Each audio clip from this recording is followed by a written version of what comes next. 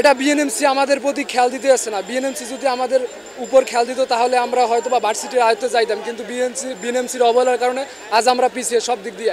আমরা ডিপ্লোমা নার্সিংরা বিদেশে যাওয়ার জন্য আমরা উন্নত শিক্ষার জন্য সুযোগ পাই না, শুধু আমাদের এইচএসসি সমমান দেওয়া হয় বলে, আমাদের ডিগ্রি সমমান দেওয়া হয় না বলে, আমাদের স্নাতক সমমান দেওয়া হয় না বলে।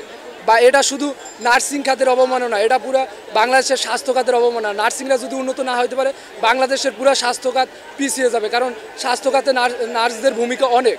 আমাদের আন্দোলনটা 5ই আগস্টের পরের আন্দোলন না, আমরা অনেক আগে থেকে এই আন্দোলনটা করতে আসছি, কিন্তু আমাদের সাথে সেই আমাদের অধিকার দেবে, আমাদের দাবি পূরণ করবে বলে বলে এই পর্যন্ত আনছে, কিন্তু আমাদের দাবি পূরণ করা হয় না।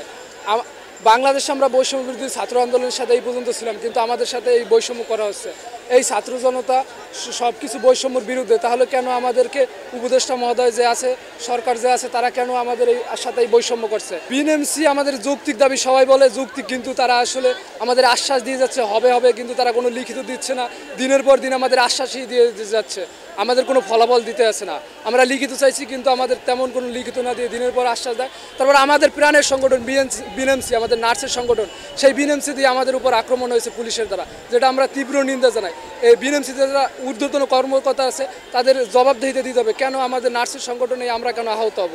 আমাদের যৌক্তিক দাবির জন্য সুসমাজ যারা আছে সবাই বলে এবং জানে যে এটা একটা যৌক্তিক দাবি, যেখানে এইচএসসি পাস করার পর 3 বছর কোর্স করা, ইংলিশ মিডিয়ামে কোর্স করার পর আবার 6 মাস ইন্টার্নি, তারপরেও আমাদের এইচএসসি সম্মান দেয়, যেটা আসলে আমাদের সাথে বৈষম্য করা হয়। এটার আমরা তীব্র প্রতিবাদ জানাই এবং আমরা অনেক ধৈর্য ধরছি, কিন্তু আমাদের ধৈর্যের বাঁধ ভেঙে গেছে। আমরা আর ধৈর্য ধরবো না। এখন আমরা রাজপথে আমাদের দাবি আদায়ের জন্য আমরা রাজপথে যাব এবং আমাদের দাবি আদায় করব, এটাই আমাদের ইচ্ছা। আসসালামু আলাইকুম। হ্যাঁ, আমি এখানে আমাদের নার্সিং খাতের যে আমরা যে পিছিয়ে আছি এখনো, আমরা ধরেন 3 বছর মানে 3.5 বছরের একটা পরিশ্রম যেখানে কোনো গণনাই করা হয় না, সেই উদ্দেশ্যে আর কি ডিপ্লোমাকে আমরা ডিগ্রির জন্য যে আন্দোলন চলতেছে এই উদ্দেশ্যে আসছি।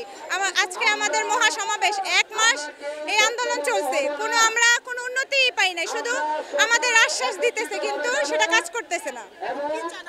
আমরা তো একটাই দাবি, আমাদের কোনো টাকা পয়সা উন্নয়ন না, আমরা আমাদের পরিশ্রমে এইখানে আসছি।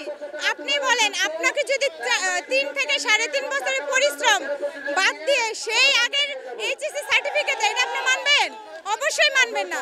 আমরা শুধু আমাদের ডিগ্রিটাই চাইতেছি, এটা সরকারও বলছে দিবে দিবে বলে, কিন্তু কেন দিচ্ছে না?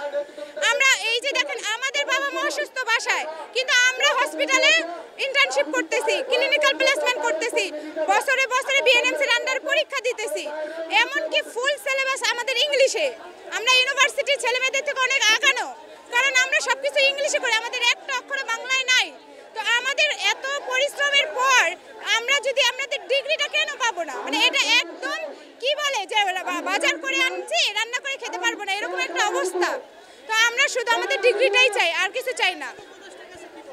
প্রধান উপদেষ্টার কাছে বলা হয়েছে, উনি আমাদের প্রধান উপদেষ্টা বলছে, ডক্টর মোহাম্মদ ইউনূস বলছে প্রতিটা কলেজে উনি নার্সিং ইনস্টিটিউট করতে চান, কিন্তু যদি সম্মানটাই না দেন তাহলে ইনস্টিটিউট খুলে কি লাভ?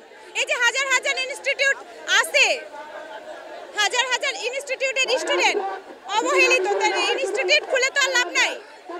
ন্যায্য মূল্য মানে ন্যায্য সম্মান না পাইলে ইনস্টিটিউট খুলে কি লাভ? আর শিক্ষা অর্জন করে কি লাভ?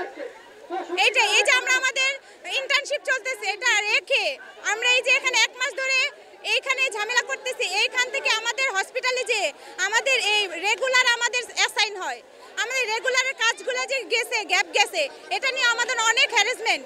তারপরে এখন সব মূল আমরা মনে করি বিএনএমসি এই সব কিছু আমাদের আটকায় রাখছে।